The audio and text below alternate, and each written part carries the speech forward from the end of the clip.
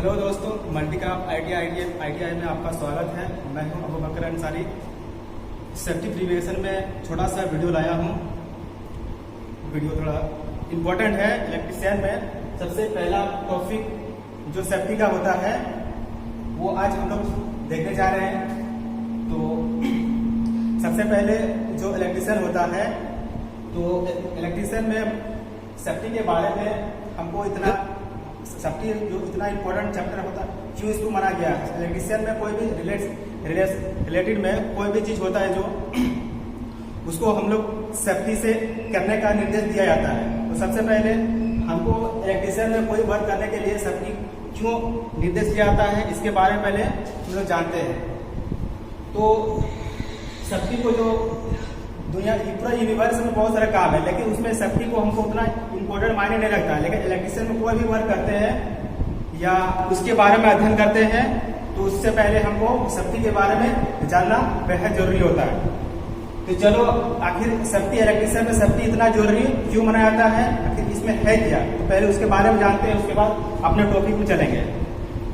तो उसको हम अपने एग्जाम्पल के तौर में समझाना चाहूंगा। सपोज दैट मैं यहाँ पर कोई इलेक्ट्रिशियन वर्क कर रहा हूँ, उधर से एक सांप यानी स्नेक आ रहा है इधर से। तो मैं यहाँ पर मेरी नजर उसके उस सांप पर पड़ा, तो मैं क्या किया, उस सांप को देख के खुद को अपना सेफ्टी बना लिया।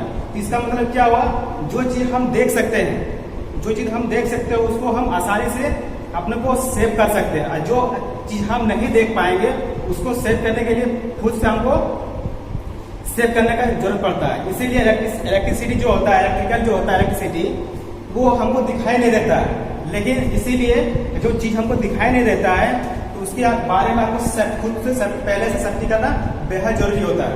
इसीलिए हम सेफ्टी करके इलेक्ट्रिशियन का वर्क करते हैं। तो चलिए मैं अपने टॉपिक पर आता हूँ। तो मैंने अपने टॉपिक में आईडी में नाम लिखा हुआ सेफ्टी प्रिडिक्शन। तो इसमें सबसे पहले सपोज दैट जैसे कोई इंडस्ट्री हो या कोई बिल्डिंग हो, उसमें इलेक्ट्रिसिटी की वजह से आग लग गया है, तो सबसे पहले उसको आग को कैसे कंट्रोल करें उसके बारे में जानते हैं। तो मैंने लिखा है पहला पॉइंट, बिजली इलेक्ट्रिसिटी से आग लगने पर क्या करें। तो बिजली इलेक्ट्रिसिटी से आग लगने पर लग सके तो सबसे पहले हो सके तो मेन स्विच को ऑफ कर देंगे। इससे क्या होगा, पूरा बिल्डिंग हो चाहे इंडस्ट्री हो, पूरा सप्लाई कट जाएगा। इससे मेरा करंट जो आग जो जोर से भरा था वो आसानी से कंट्रोल हो जाएगा। नेक्स्ट पॉइंट में लिखा हूं, बिजली से आग लगने पर रेत या बालू फिर अग्निशामक यंत्र का प्रयोग करें और फिर उस पर एक्सपायरी डेट देख लेनी चाहिए। अग्निशामक यंत्र से लिक्विड कार्बन डाइऑक्साइड होती है।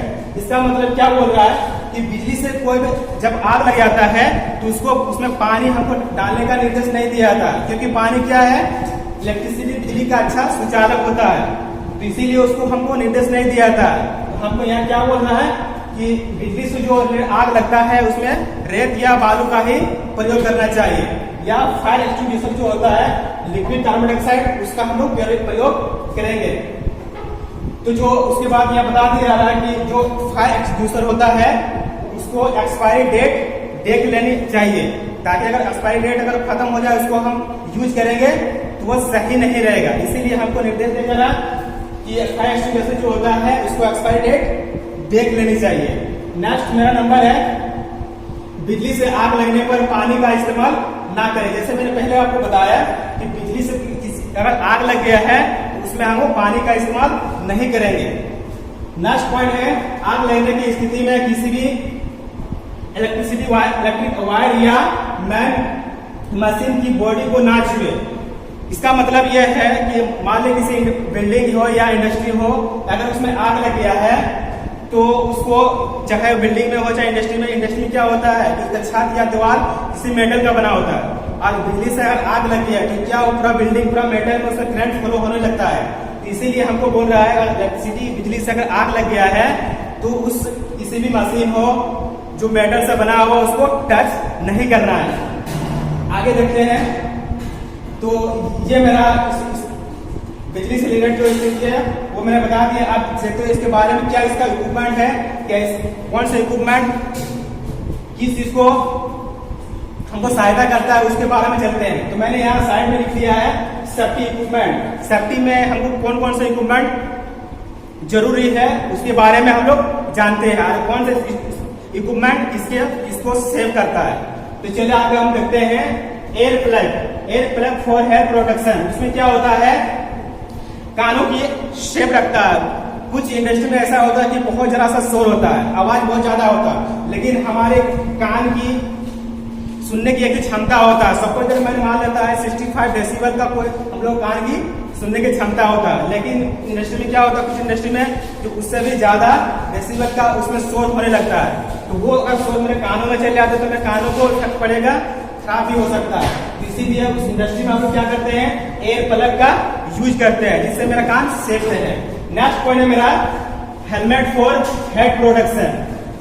हेलमेट जो होता है वो मेरे सिर को सेफ रखता है।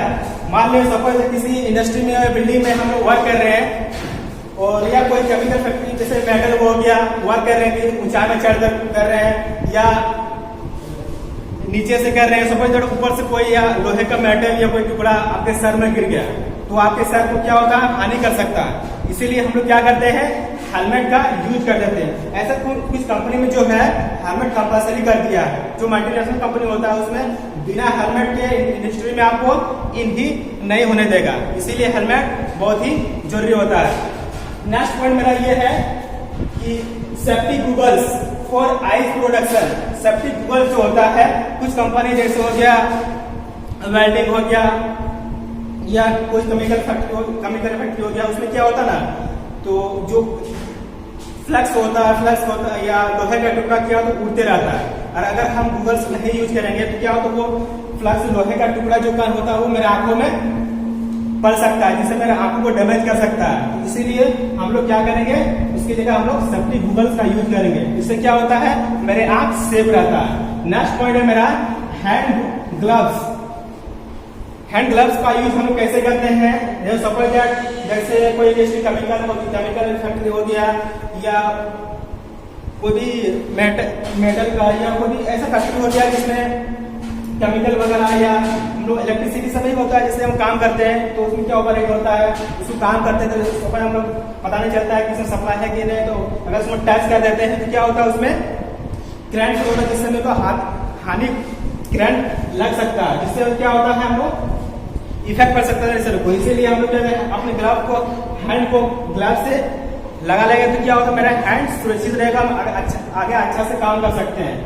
दूसरी बात, नेक्स्ट मेरा पॉइंट है सेफ्टी शू जो होता है, ये मस्ट जितना भी सेफ्टी इक्विपमेंट होता है सबसे मस्ट जो होता है सेफ्टी शू।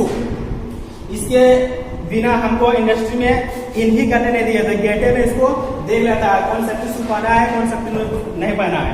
कुछ इंडस्ट्री में जो होता है ना, जो शू होता है शू को कंपलसरी कर देता है। कुछ कंपनी में से कोई अदर भी शू पहन के चले जाता है, लेकिन कुछ कंपनी में ऐसा होता है जो सेफ्टी शू पहन के जाता है उसी को गेट के अंदर इन करने देता है। इसीलिए सेफ्टी शू क्या होता है, हमको बहुत जरूरी होता है। जैसे समय इंडस्ट्री में चल रहे हैं, कंपनी में चल रहे हैं, तो नीचे सोचो तो लोहे का टुकड़ा है, कोई कांच का टुकड़ा वगैरह कुछ भी या कील वगैरह जमीन में पड़ा हुआ है, हम चल रहे हैं ऐसे तो उसमें भी खाते हो सकता है, या ऊपर से कोई मेटल या लोहे का टुकड़ा गिर रहा है, मेरे पैर में गिर गया तो उससे भी मेरे पैर को जो सुरक्षित रखता है कौन, ये सेफ्टी शू। नेक्स्ट मेरा पॉइंट है मास्क जो होता है, ये कुछ कंपनी में जैसे गैस खराब होता है, वेल्डिंग जो होता है, वेल्डिंग में कुछ जो धुआं होता है उसमें भी जो गैस निकलता है, उसको अगर मास्क हम नहीं पहनेंगे तो वो मेरे नाक की तरह मेरे अंदर आ जाता है, जिससे मेरा आंखों को इफेक्ट पड़ सकता है। तो इसीलिए कुछ कंपनी जो केमिकल फैक्ट्री वगैरह होता है, वेल्डिंग फैक्ट्री, वेल्डिंग से निकला हुआ जो धुआं होता है वो मेरे नाकों में ना पहुंचे, इसके लिए हमको मास्क पहनना बहुत जरूरी होता है। तो यहाँ ये मेरा जो टॉपिक है, यहाँ तक जो मैं बताया, यहाँ तक मैं अपना टॉपिक कंप्लीट कर रहा हूँ। तो यहाँ तो मेरा वीडियो इन करने जा रहा हूँ। Thank you.